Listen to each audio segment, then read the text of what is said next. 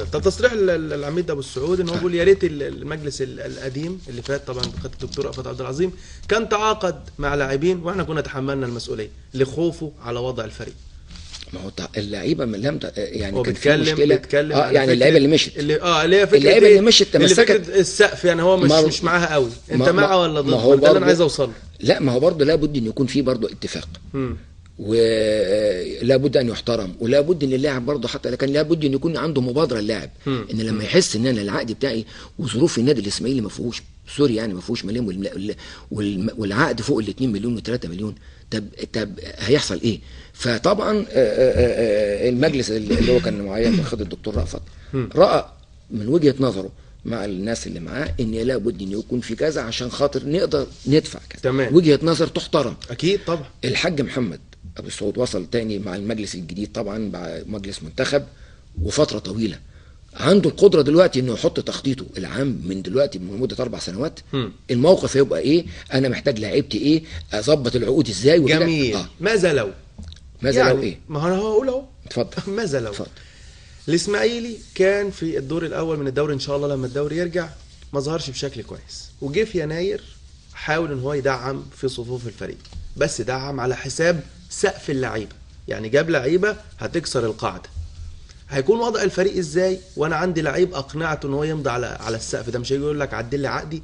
مش شايف ان ممكن تبقى مشكله ثانيه في الفريق في الفتره اللي جايه؟ بص يا استاذ خالد، دلوقتي انا عندي اداره لمده 6 شهور لغايه يناير او 4 شهور. دلوقتي احنا في شهر 9، 4 أو 5 شهور لغايه يناير على ما نلعب لغايه ما نلعب لابد ان يكون في رؤيه وفي ان يتحط نظام جديد ويتحط رؤيه جديده ويتحط اطمئنان وطموح للاعيبه، وان شاء الله في كذا وان شاء الله في كذا.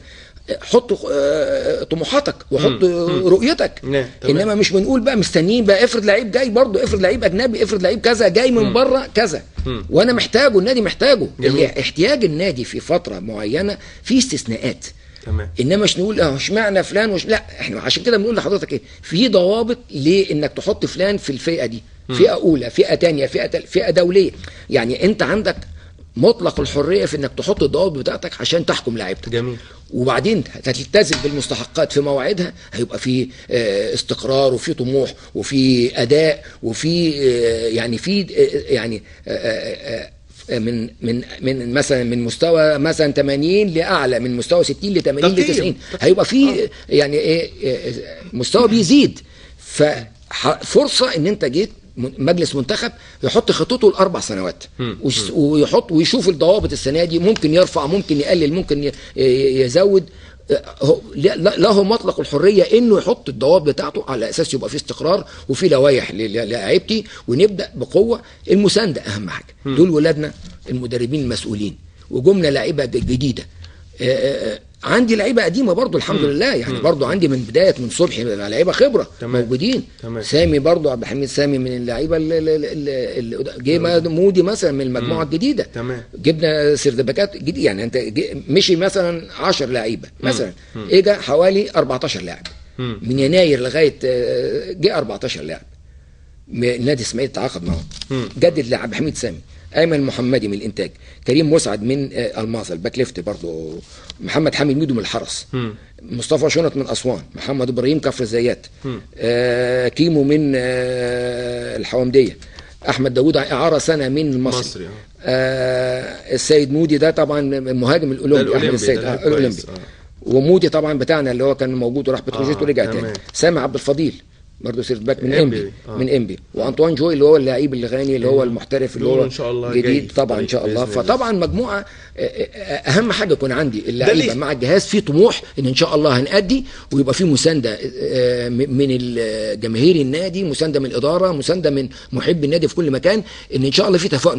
مش عايزين من بدايتها نقول لا الحمد لله. لا في بنسال برضه، انا بسال المسؤولين برضه المدربين طبعا اخواتنا، سواء جاي انا داخل النادي او خارج النادي، بنسال عن النادي فبنطمن، بنحس ان في المستوى بيرتفع والروح بتزيد الحمد لله. فان شاء الله نتمنى التوفيق لنادي الاسماعيلي، ولازم نساند وما نطلبش الافضل بعد الفتره لا دي مجموعه جديده، انا بعمل تيم جديد، لابد ان يكون ليهم العذر شويه، نقف معاهم نساندهم ما نخوفهمش. اللعيبه صغيره عايزه مسانده. ده يخليني اسال حضرتك سؤال، ان تعاقدتوا مع مجموعه كبيره من اللاعبين، شايفين ان كان وبعدين استغنيتوا عن مجموعه كبيره منهم تاني، كان في استعجال في التعاقد معاهم وبعدين قررتوا الاستغناء عنهم؟ الكابتن صبري مع الجهاز اللي معاه كان لازم يشوف، وكان لازم برضو يضمن يعني يضمن ان معاه لعيبه، لان مشت لعيبه كتير.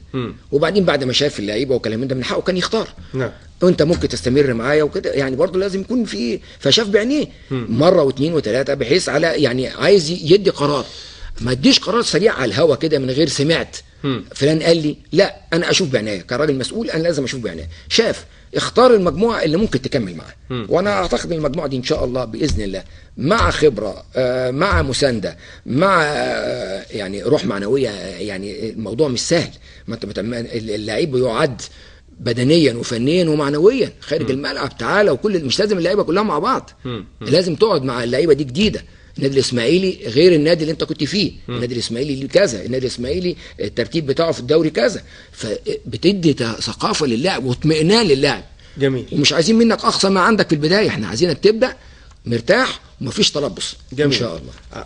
طيب عندنا برضو أسئلة كتيرة مشاهدينا الكرام، هنتكلم عن المباراة الودية للنادي الإسماعيلي، هنتكلم عن قطاع الناشئين، عن معسكرات النادي الإسماعيلي، لكن نروح دلوقتي لتقرير مع الزميل هشام إبراهيم ونرجع نكمل حلقتنا في الدراويش.